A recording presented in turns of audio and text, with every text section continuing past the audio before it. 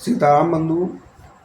पुनः मैं हस्तरेखाविद पंडित मनीष शर्मा एडवोकेट, एक दर्शन का और आध्यात्म का छोटा सा पथिक, आप सभी का अभिनंदन करता हूं, स्वागत करता हूं इस मंच पर। और आप सभी के भीतर विराजमान भगवान श्री सीताराम को, रघुनाथ जी महाराज के श्री चरणों में कोटि कोटि बार प्रणाम करता हूं।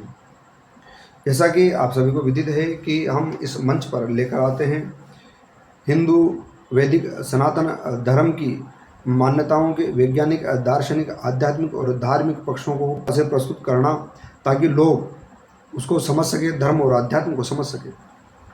ये एक हमारा छोटा सा जन कल्याण के लिए प्रयत्न है।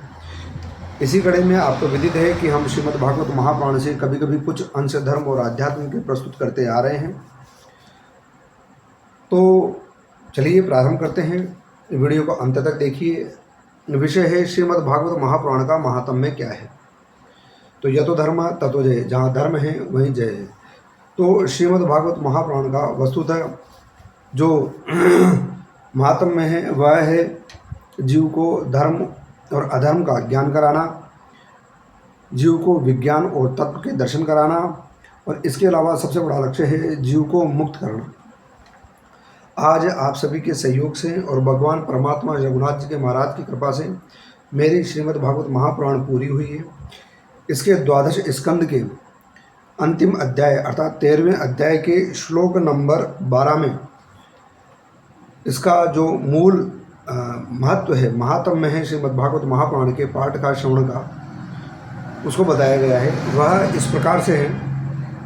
सर्व वेदांत सारम यथा ब्रह्म आत्मेकत्व लक्षणम वस्तुद्वितीयम तन्निष्ठम केवल्येक प्रयोजनम, अर्थात जिस प्रकार से उपनिषदों का सार है ब्रह्म और आत्मा की अद्वितीय एकता को स्थापित करना, उसी प्रकार से श्रीमद् भागवत महापुराण का जो प्रतिपाद्य विषय है उसका प्रयोजन है एकमात्र केवल्य मोक्ष। अर्थात जो कोई भी व्यक्ति श्रीमद् भागवत महापुराण को सुनता है, पठन करता है या पाठ करवाता है, उसे केवल्य मोक्ष की प्राप्ति हो सकती है।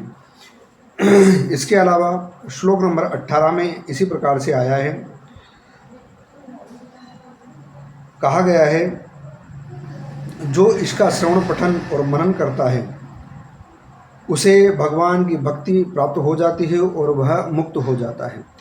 तो कुल मिलाकर बात यह है, श्रीमद् भागवत महापुराण का जो मूल लक्ष्य और प्रयोजन है वह है जीव को ज्ञान और वैराग्य की शिक्षा देना, उसको धर्म और तत्व दर्शन का ज्ञान कराना, दर्शन और विज्ञान को स्पष्ट करना तथा इस प्रकार से उसे मुक्ति के पथ पर ले जाना।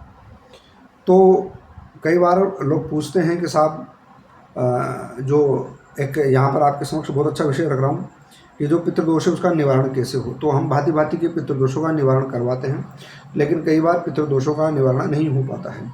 मैं आपको ये दृढ़ निश्चय से कहता हूँ और कह सकता हूँ, मुझे विश्वास है श्रीमद् भागवत महापुराण को पठन करने के बाद में कि जो कोई भी व्यक्ति श्रीमद् भागवत महापुराण का पाठ करता है या करवाता है उसको पितृदोष में शांति का अनुभव मिलता है और उसे लाभ होता है।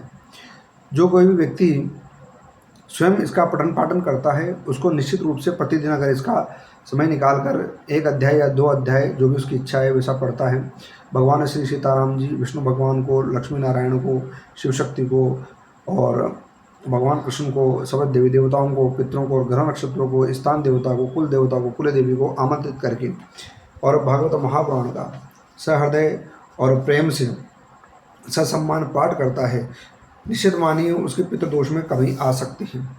अगर वो सब उपाय करके थक गया है तो इस उपाय को करके देखें।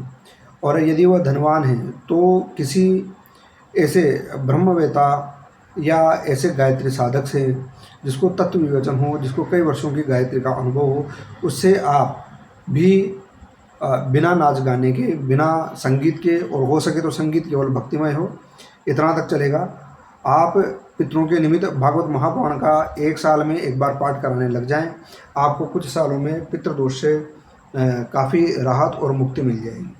चलिए आगे चलते हैं। फिर इसके महात्म्य में कहा गया है, अब श्लोक नंबर 16 में आ जाइए। श्लोक नंबर 16 में कहा गया है, जिस प्रकार से नदियों में गंगा नदी सर्वश्रेष्ठ है, देवताओं में विष्णु भगवान सर्वश्रेष्ठ है और वैष्णवों में भगवान शंकर श्रेष्ठ है, उसी प्रकार से सब पुराणों में श्रीमद् भागवत महापुराण श्रेष्ठ है। और फिर कहते हैं कि पुराणों में जीवन मुक्त परमहंसों के सर्वश्रेष्ठ अद्वितीय एवं माया के लेश रहित ज्ञान का वर्णन किया गया है। इस पुराण की यह महिमा बताई गई है। और इसमें बताया गया है श्लोक नंबर 20 में कि भगवान ब्रह्मा जी भी मोक्ष के अभिलाषी हैं और उनको भगवान कृष्ण ने ही अर्थात भगवान विष्णु ने ही श्रीमद् भागवत महापुराण का उपदेश किया था ब्रह्मा जी को, क्योंकि उनकी मोक्ष की इच्छा थी। और मोक्ष के लिए ब्रह्मा जी को श्रीमद् भागवत महापुराण का उपदेश स्वयं एवं भगवान श्री कृष्ण नारायण द्वारा किया गया था। तो मैं यहीं पर श्रीमद् भागवत महापुराण का समर्पण करता हूँ। और त्वदीयं वस्तु गोविंदम तुभ्यमेव समर्पये तेन त्वदंघ्रि कमले रतिम में यच्छ शाश्वतीम, अर्थात हे गोविंद आपकी वस्तु आपके ही श्री चरणों में अर्पित करता हूँ। इसके द्वारा आपके चरण कमलों में मुझे शाश्वत प्रेम प्रदान आप मुझे करने की कृपा करें, यही मेरी इच्छा है। और मैं चाहता हूँ आप सभी का कल्याण हो। यही श्रीमद् भागवत महापुराण का महात्म्य है। फिर कल आगे हम आपके समक्ष और महात्म्य रख सकते हैं अगली कड़ी में। तो अगर लगेगा कि आपके लिए बहुत अच्छा है, आप फीडबैक अवश्य दीजिए। जय जय श्री सीताराम।